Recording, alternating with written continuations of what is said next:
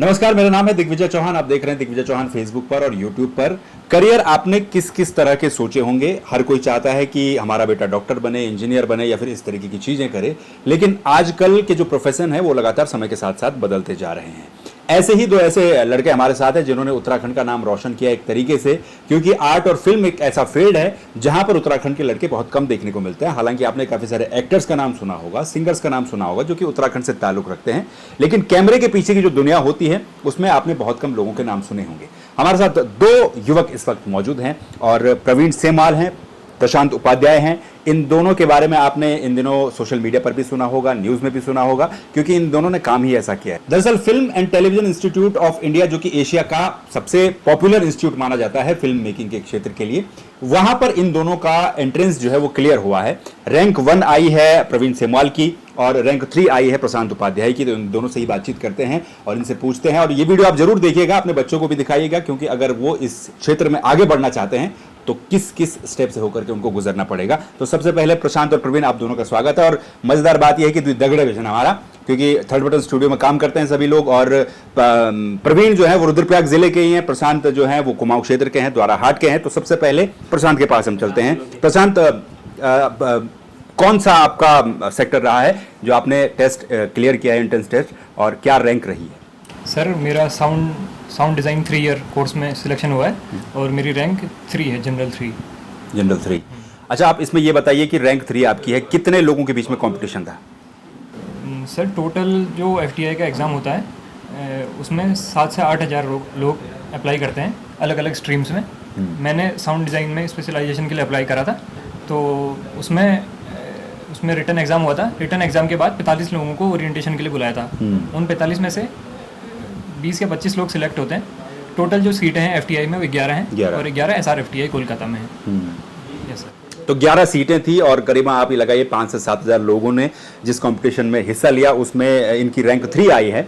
उसमें भी जनरल के लिए आप बता रहे हैं कि 5 सीटें उसमें होती हैं। जनरल के लिए 5 सीटें। ठीक, तो FTI जो लोग नहीं जानते हैं, उस इंस्टीट्यूट के बारे में भी आपको बता देते हैं। नसीरुद्दीन शाह हो गए, राजकुमार हिरानी हो गए और हाल ही में राजकुमार राव, ऐसे बड़े बड़े सितारे जो हैं वहां से पास आउट हैं। तो प्रवीण से भी पूछ लेते हैं। प्रवीण की एडिटिंग में आप जाएंगे और आपकी रैंक 1 आई है, ऑल इंडिया रैंक 1। आप सोचिए, उत्तराखंड से मेरे ख्याल से कितने, आप दोनों के अलावा और कोई इस साल एक हमें अभी हाल ही में पता चला है न्यूज़ चैनल से ही कि एक श्रीनगर की एक लड़की हैं जिनका 2 ईयर एक्टिंग में हुआ है, उनका सिलेक्शन भी हुआ है। एक्टिंग में हुआ है और आपका एडिटिंग में हुआ है? एडिटिंग में हुआ है। तो आपकी प्रोसेस यही थी कि 11 सीटें होती हैं, उसमें से भी जनरल के लिए 5 सीटें होती हैं, 5 से 7 हज़ार लोग इसको एंट्रेंस को देते हैं। अच्छा, आप ये इसके आगे की आप प्रोसेस बताइए कि आपकी कितना ये कोर्स चलेगा, सर्टिफिकेट कोर्स, और उसके बाद क्या क्या होगा? मेरा 1 ईयर वीडियो एडिटिंग का कोर्स है, तो मेरा ऑलमोस्ट 1 ईयर चलेगा, जिसमें मुझे 3 फिल्म बनाने का मौका मिलेगा।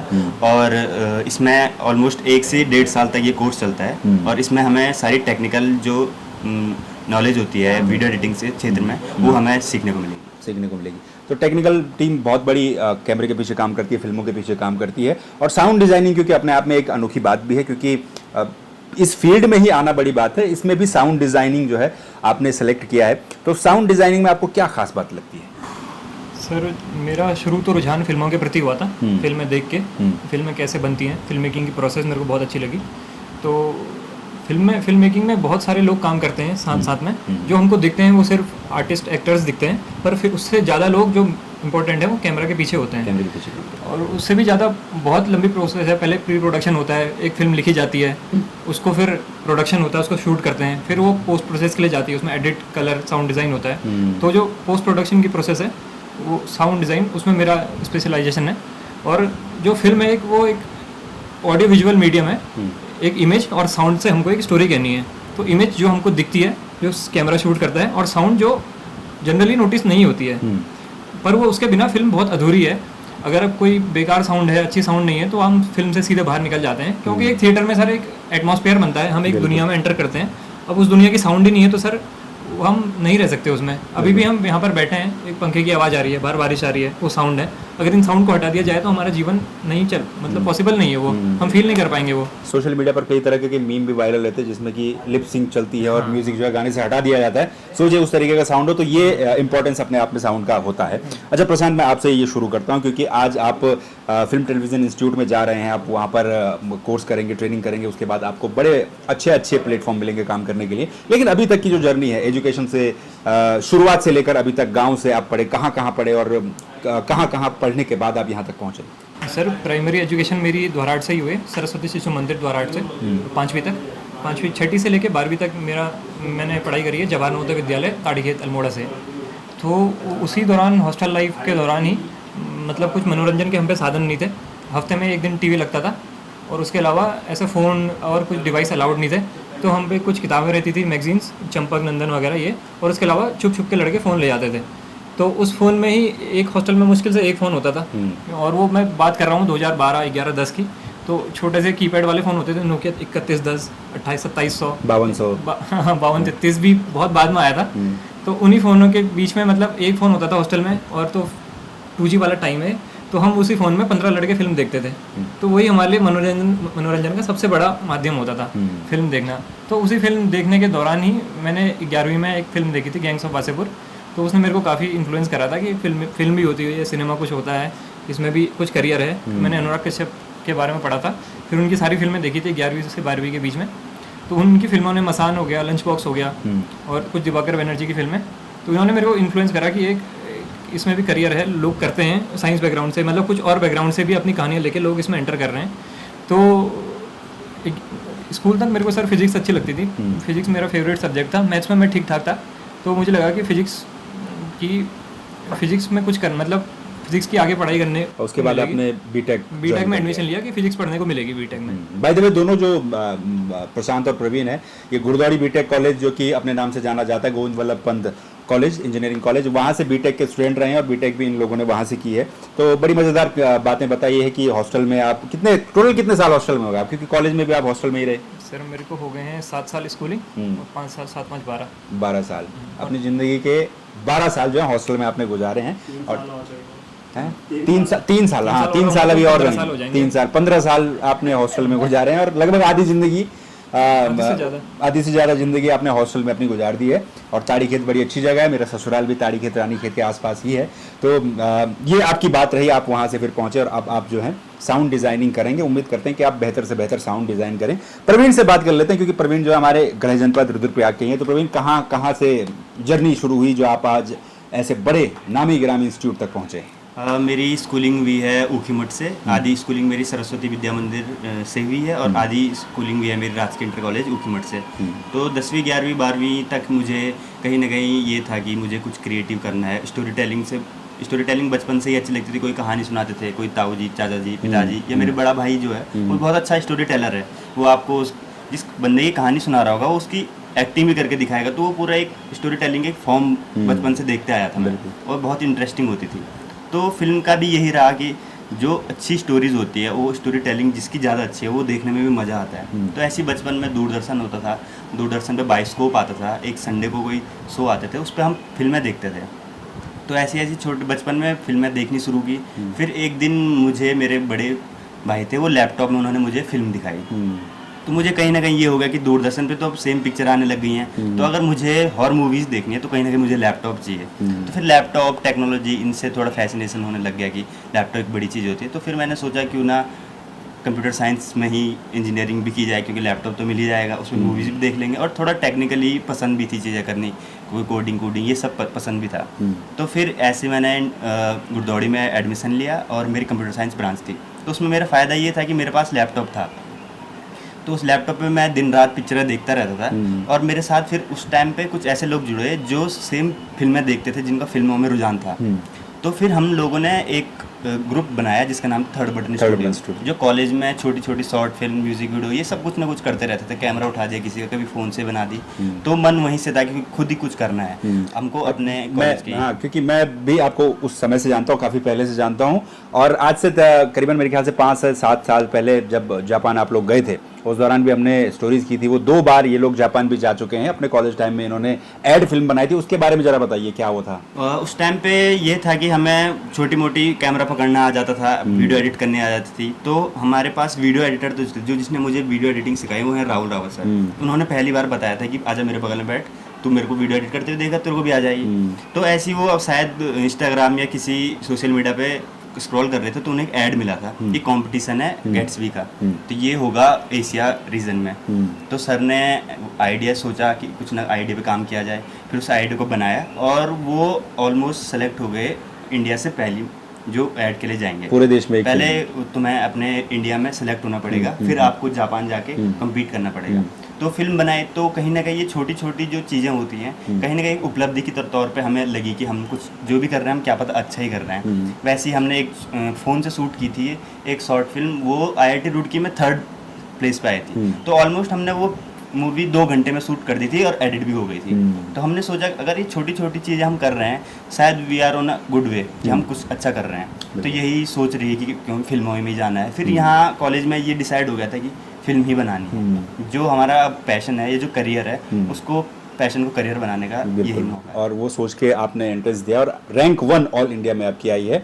जो लोग नहीं जानते हैं इस प्रोफेशन के बारे में ज़्यादा, उनको ये मैं एक बार फिर बता दूं कि फिल्म जब आप देखते हैं तो वो एक तरीके से कच्चा माल जिसे हम कहते हैं, जब हम शूट करके लाते हैं तो उसको पिरोना, आपके सामने फिल्म के रूप में प्रेजेंट करना, वो काम सिमवाल जी जैसे एडिटरों का होता है। तो ये इनके कहानी थी। गाँव का, आप गाँव के बारे में? मेरा गाँव है अगस्तमुनि, तिमली बड़मा गांव का नाम है, तिमली बड़मा, और ये जखोली ब्लॉक में आता है जहाँ से आप भी हो। तो ये छोटे से गांव से हम शिफ्ट हो गए थे क्योंकि पिताजी की सरकारी नौकरी थी, तो हमें ऊखीमठ जाना पड़ा स्कूलिंग के लिए। तो फिर स्कूलिंग वहाँ भी, फिर मेन एक ये भी रहा कि स्कूलिंग भी पहाड़ में ही भी है। फिर कॉलेज ऐसा हो सकता था कि प्लेन्स में मिले, पर नहीं मिला और हमें मिला पौड़ी में जो कि पहाड़ में ही है। तो ऑलमोस्ट मेरे 15-16 जो बचपन जितना भी गुजरा है वो पहाड़ों में ही गुजरा है। पहाड़ों में ही गुजरा है। अच्छा, एक सवाल मैं आपसे ये जानना चाहूँगा कि अब आप हॉलीवुड में आपको बड़े बड़े लोगों के साथ, बॉलीवुड में बड़े बड़े लोगों के साथ काम करने को मिलेगा, देखने को मिलेगा। उत्तराखंड फिल्म इंडस्ट्री को लेकर हम कई बार बात करते हैं और उस पर चिंतन मनन भी काफ़ी सारे लोग करते हैं। एक वो दौर था जब फिल्में बनती थी, चक्रचाल, घर जमाई जैसी फिल्म, काफ़ी अच्छी फिल्में होती थी। उसके बाद डाउन हो गया उत्तराखंड फिल्म इंडस्ट्री का जो हिसाब किताब है। अब थोड़ा बहुत कुछ फिल्में एक बार फिर से बननी शुरू हुई हैं। क्या आपको लगता है कि उत्तराखंड फिल्म इंडस्ट्री का फ्यूचर किस तरीके से होना चाहिए, किस तरीके से काम यहाँ पर होना चाहिए, क्योंकि आप एक यंग जो है फिल्म मेकर हैं उस लिहाज से?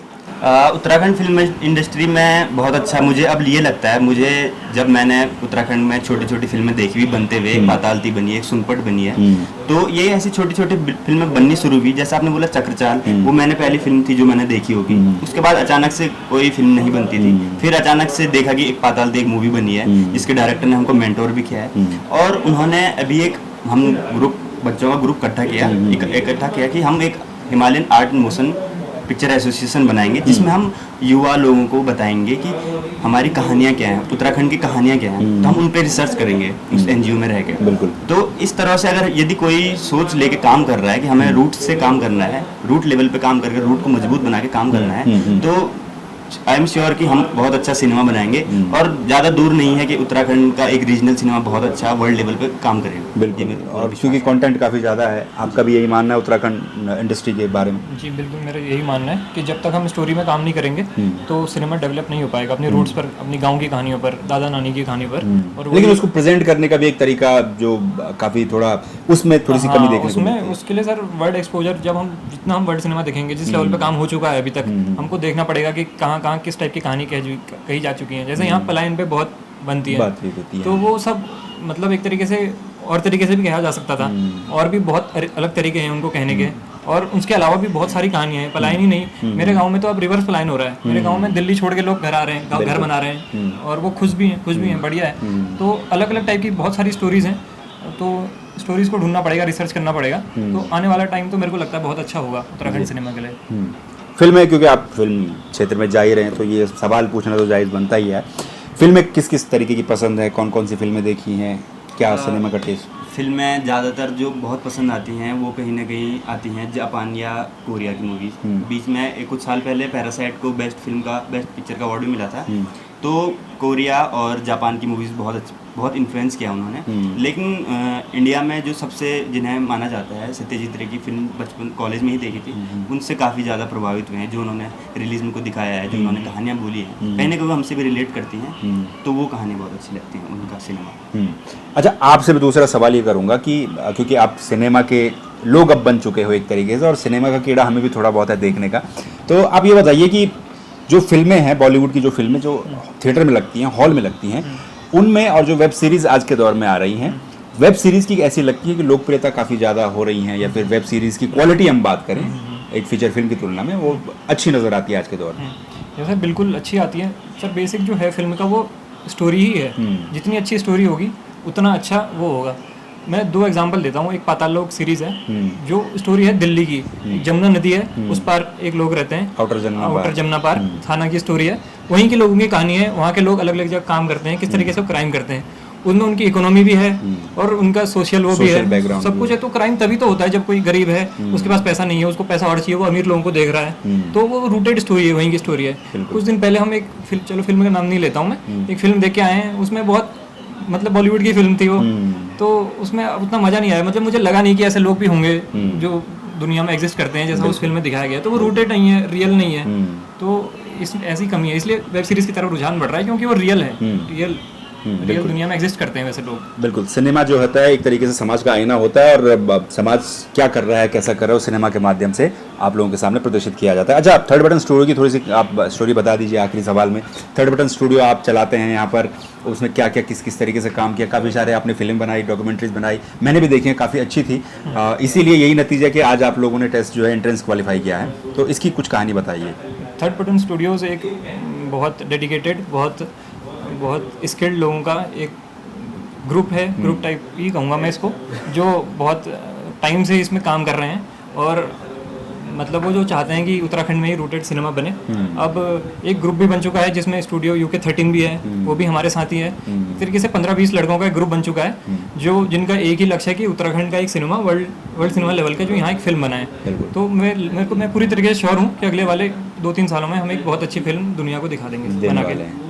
यंग फिल्म मेकर्स का सामने आने बहुत ज़रूरी है। हाँ, यही है कि ऐसे छोटे छोटे ग्रुप्स जैसे थर्ड बटन स्टूडियो है या UK, अगर आप छोटी सी इस बात को लेके आगे चलोगे कि हमें अपने रूट्स पे काम करना है, अपने रीजन के लिए काम करना है, जो कि शायद हम कहीं ना कहीं कर रहे थे।